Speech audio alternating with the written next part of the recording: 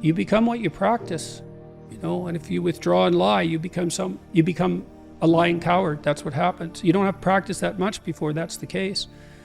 So is that what you want? Well, no one will come after me. It's yes, they will. Part of it is also really understanding in some way that there's no escape. There's no safe path. There's a noble path. There's an honorable path. There's no safe path. And possibly you wouldn't want that anyways, because, well, who are you exactly? Look at you, warrior stock. Every single one of your ancestors has stayed alive for 3.5 billion years. It's like, good work, man. That's a lot. And so, what makes you so sure you're built for safety?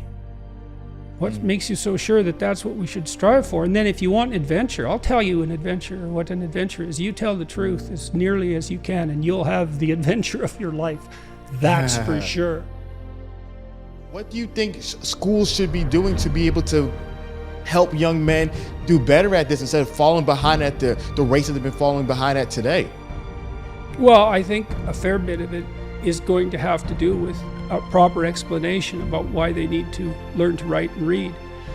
And I also think that our schools, led by the faculties of education at universities, which is an enterprise that's become corrupted almost beyond belief.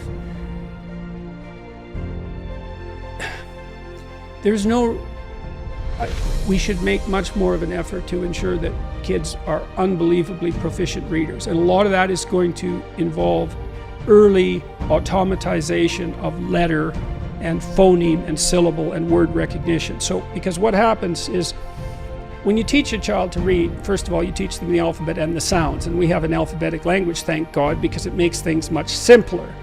And so you teach them the letters and then the 2-letter combinations and then the 3-letter combinations. Then they can sound out syllables, and then they get words. But it isn't until you can read phrases automatically at a glance that you can read for content and pleasure. And so a lot of kids get stuck, especially if they don't come from particularly literate homes where all of this is sort of taught, maybe starting at, 12 months when they're first dragging a book around and becoming familiar with the book as an object, right, before they even learn to read. You got to get kids through that automatization phase, and that requires intense mass practice. And that's not that intrinsically interesting, right? But if you can get them to the point where they can read for content, well, then it starts to become interesting, just as interesting, let's say, as going to a movie or perhaps playing a video game. And so that has to be made an absolute priority. And if the faculties of education were doing their job, they would have produced technology to solve that problem for virtually every child, because it is only a matter of practice. Smarter kids will learn faster, but with enough practice, pretty much everybody is going to get there. So, and then there's the marketing issue. It's like, well, why should you read? Well, do you want to be stupid? Do you want to be stupid? What happens when you're stupid? You walk into walls because you don't see them. And if someone comes along who's more educated than you, more literate and cannier, you'll lose, man. You'll lose. And you'll lose too because you can't think properly. So you won't aim at the right things, and you won't be informed by the great individuals of the past. And you need that. We're historical creatures. This isn't optional.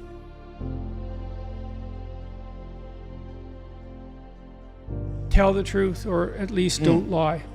Because you can't tell the truth, right? Because who are you to tell the truth? That's a mighty tall order, man. But you can stop saying things that you know are lies, and that will change your life if you do that. And it's crucial. Why would it change their life?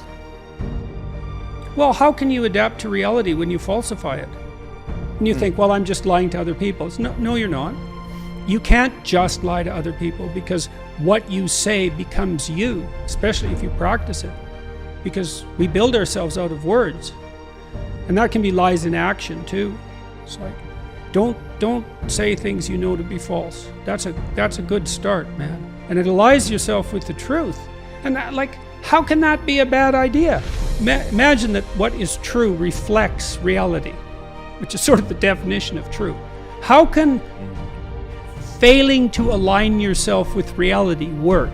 How is that possibly going to work? Well, you say, well, I can, if I lie, I get away with something. It's like, no, you don't. I tell you, I swear this is true. In all of my clinical practice, I have never, ever seen anyone ever get away with anything even once. You think the chickens won't come home to roost. It's like, all that means is you're too stupid to see what your lies caused, or too blind or too self-deceptive. You just don't see it. And so you don't get away with anything. Nothing. It's terrifying to actually understand that. It's terrifying.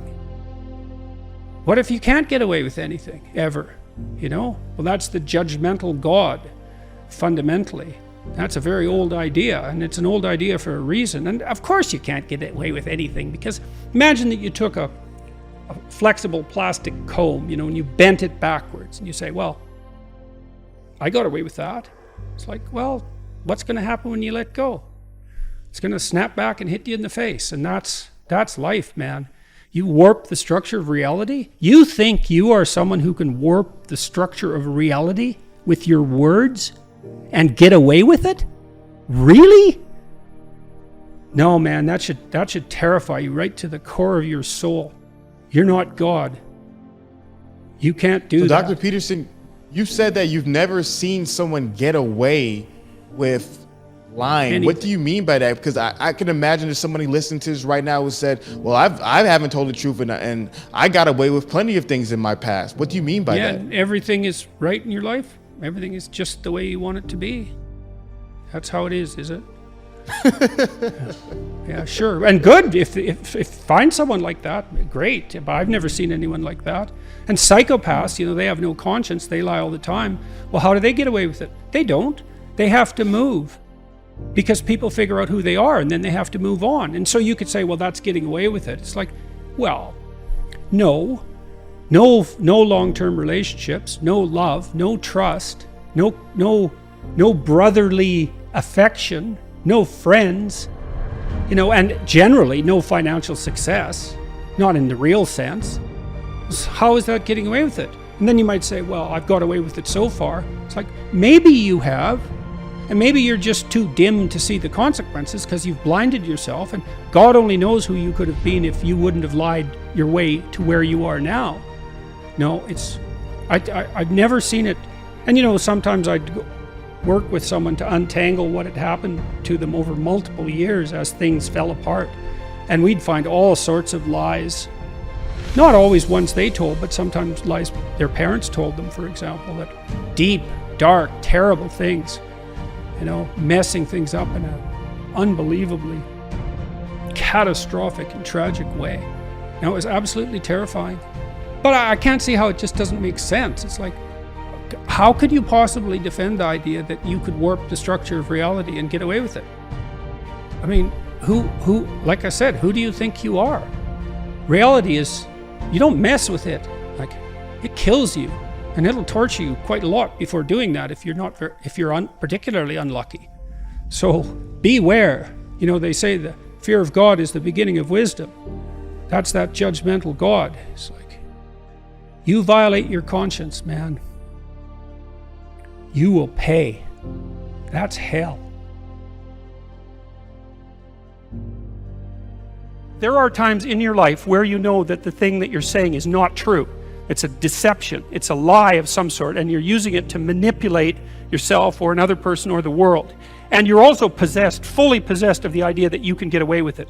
And there's a satanic arrogance about that. In fact, that is the archetypal arrogance that's portrayed in the mythological character of Satan, because Satan is precisely the archetype of the element of the mind that believes that it can twist and bend the structure of reality without paying the price for that. And you can't imagine anything that's more arrogant than that, because really, do you really think that you can twist the structure of a reality and that's going to work out for you without it snapping back? It's so obvious that can't work, that everyone knows it. But anyways, back to the initial point, is that